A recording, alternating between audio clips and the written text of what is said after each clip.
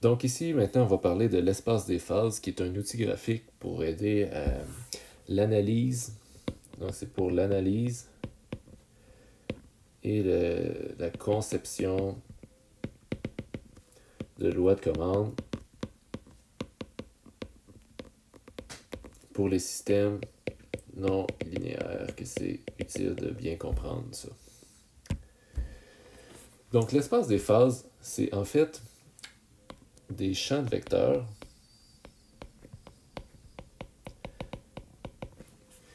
qui caractérisent la dynamique d'un système robotique. Donc par exemple, si ici j'ai un système masse robotique, juste une masse dans le fond qui roule sur un plan, je vais choisir des coordonnées pour mon système et il me faut des coordonnées dynamiques, donc toutes les variables qui décrivent un état d'énergie du système. Donc ici, j'aurais premièrement la position de la masse que je dois garder en mémoire, mais aussi la vitesse de ma masse qui est égale à la dérivée temporelle de la position. Donc ça me donne un peu toute l'information sur l'état actuel d'un système.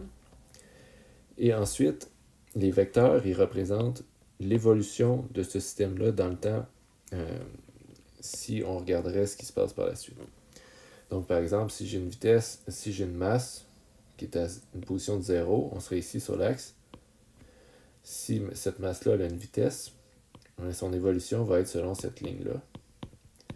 Ça veut dire que ma masse elle va avoir une vitesse constante et sa position va augmenter.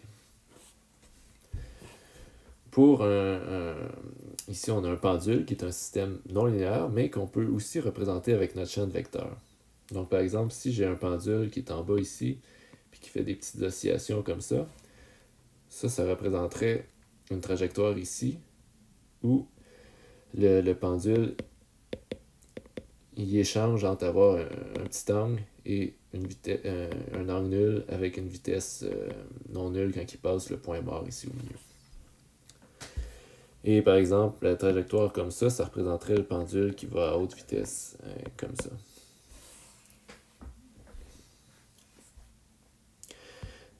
Donc, si on regarde un peu plus en détail cette carte-là. Donc, qu'est-ce qu'il faut construire? Il faut d'abord avoir un vecteur de ce qu'on va appeler les coordonnées dynamiques ou les états du système. Et ensuite, on va bâtir une carte qui décrit l'évolution du système basée sur l'argument de la fonction qui est les coordonnées dynamiques. Donc, l'évolution du système, ça va être, dans le fond, la dérivée temporelle de mes états.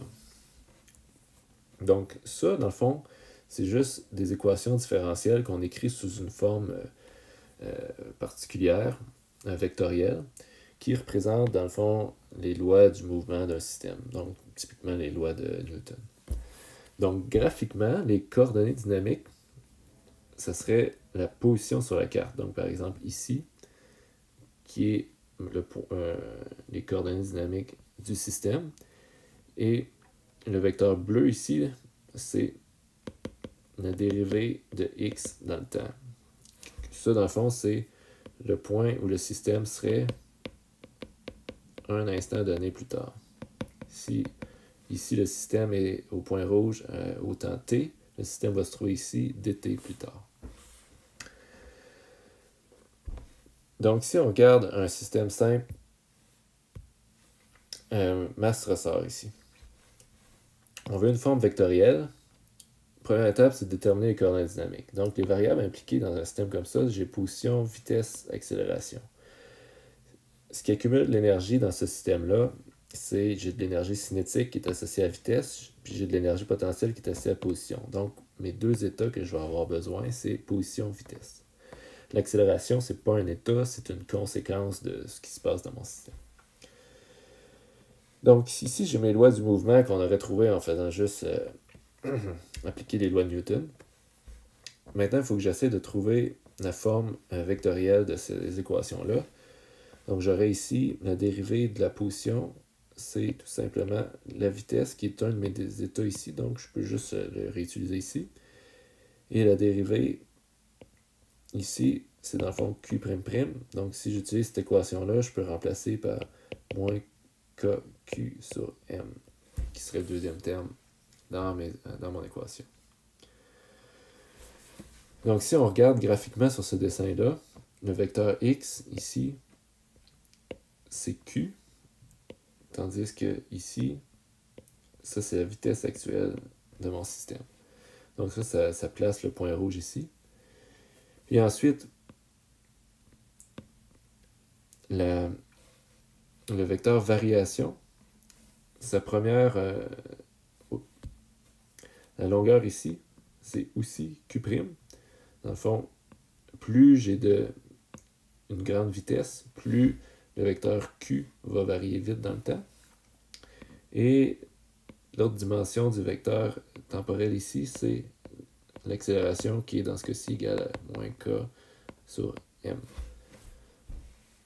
Donc c'est comme ça qu'on construirait le vecteur pour un point donné. Donc on voit que si je voudrais construire mon champ de vecteur, il faudrait que je trouve un autre x et je calcule x'. Donc je pourrais faire ça pour plusieurs points et je trouverais un champ de vecteur par exemple. Donc si on regarde quelques petits systèmes simples,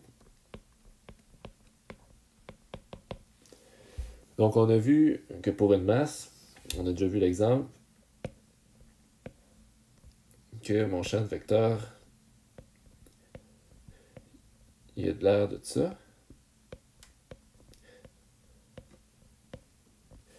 Ce qui représente que si j'ai une vitesse donnée, je vais me trouver sur une trajectoire comme ça, où ma position va évoluer, mais la vitesse va rester la même. Pour un système, par exemple, comme on a fait tantôt, masse-ressort, on trouverait que j'ai le même à une position x égale 0. Mon ressort applique aucune force, donc j'ai la même pattern ici. Mais quand j'ai une certaine position, mon vecteur est dévié par la force du ressort.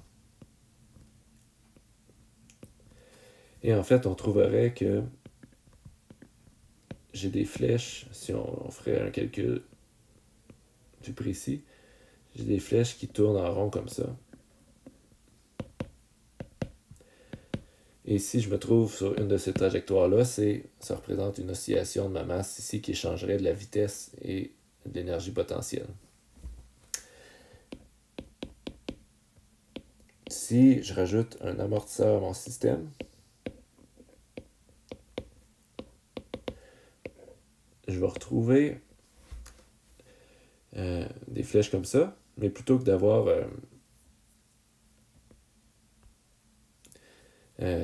ça serait un système avec un amortissement de 0.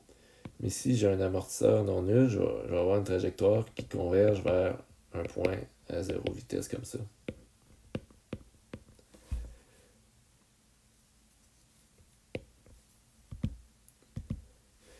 Donc ça, c'est intéressant. Et c'est une des utilités principales de l'espace des phases, c'est d'essayer de comprendre comment le système va se comporter, mais surtout où il va stabiliser. Donc on voit ici, avec un amortisseur, physiquement, on pourrait s'attendre à ce que le système éventuellement va stabiliser à une position, la position neutre du ressort et à 0 vitesse. Ce qui serait le point ici dans mon espace des phases, qu'on voit qu'il y a une spirale qui converge vers là. Tandis que s'il n'y a pas d'amortisseur, on va tourner en rond infiniment dans mon espace des phases ici. Donc, une des choses qu'on fait avec l'espace des phases, c'est analyser la stabilité. Donc, si on voit que j'ai des flèches qui convergent vers un point, on peut conclure que mon système est stable. Mais si j'ai des flèches qui divergent, c'est comme ça qu'on va voir que mon système est instable. Donc, graphiquement, on est capable d'analyser la stabilité, mais une chose qu'on peut faire pour mathématiquement conclure sur la stabilité, c'est on peut approximer notre fonction non linéaire sous une forme linéaire comme ça et regarder les valeurs propres de la matrice A et ça va nous dire si le système à cet endroit-là est stable ou divergent.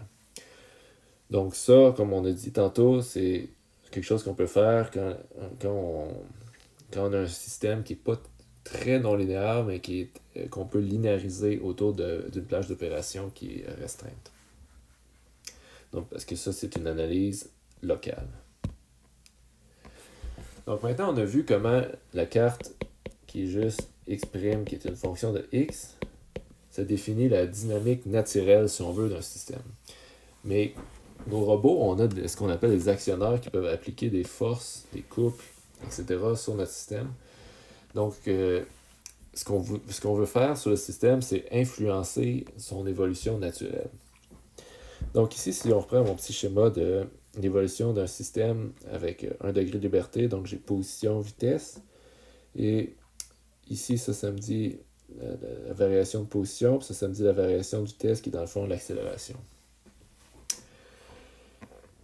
Qu'est-ce qui arrive quand j'applique une force sur mon système? Quand j'applique une force sur mon système, qu'est-ce que ça l'influence? C'est une accélération qui est égale à, dans le fond, la somme des forces divisée par la masse pour un système simple mécanique. Donc, l'effet de mes actionnaires, dans le fond, c'est je peux influencer une accélération qui me dit, dans le fond, je peux dévier le vecteur ici selon la force que je mets sur le système. Donc, l'effet de modifier la force appliquée sur le système, c'est que je dévie le vecteur d'évolution comme ça. Donc, une autre façon de voir les choses, c'est que si, naturellement, pour un point donné, j'ai un vecteur qui décrit l'évolution naturelle du système, je peux faire un choix entre différentes flèches en fonction de la force que mon moteur va appliquer sur le système. Donc, si on revient à un peu un point de vue plus global sur tout ça, on a vu que l'espace des phases, c'est un champ de vecteurs qui représente la dynamique naturelle d'un système. Donc, même un système non linéaire comme le pendule, ça donne un champ de vecteurs qui est un peu plus compliqué, mais on peut voir graphiquement comment le système va évoluer. Et maintenant, quand on développe une loi de commande pour un système robotique, c'est dans le fond que je peux essayer d'influencer ce champ de vecteurs-là en déviant les flèches pour influencer le comportement du système. Et souvent, mon objectif, c'est que je vais essayer d'influencer les flèches pour que mon système il converge à une position cible. Donc, je vais essayer d'appliquer des forces pour faire dévier l'évolution naturelle du système pour l'amener à ma position cible.